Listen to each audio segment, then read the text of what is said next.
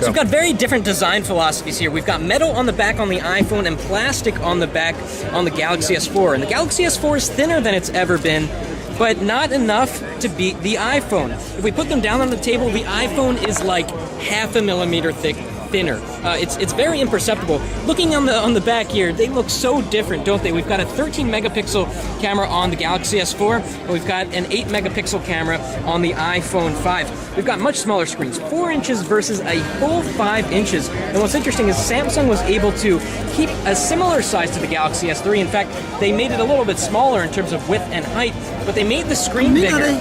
So just a really interesting look here. We're going to turn on both devices. We're at maximum screen brightness on both. We've got AMOLED screen technology here on the Galaxy S4, and of course LCD technology. So LCD gives you that crazy bright white, right? So we're going to go into the browser and try to get some whites on the screen. And as you can see, the whites, I don't know what page this is, the white is much whiter on the iPhone 5 compared to the Galaxy S4, just because that's the way that this is the way the pixel crumbles. That's the way the pixel crumbles. So, but if we take a look, if we put on the notification shade and we try to compare the black here of the black on the iPhone, the iPhone comes pretty close. It's a little bit more washed out on the iPhone because it's not AMOLED. So two very, very different devices. Apple's still going with the high quality thing with the metal and the glass and the chamfered edges. And Samsung's not shying away from beauty either. This nice polished edge around the perimeter of the screen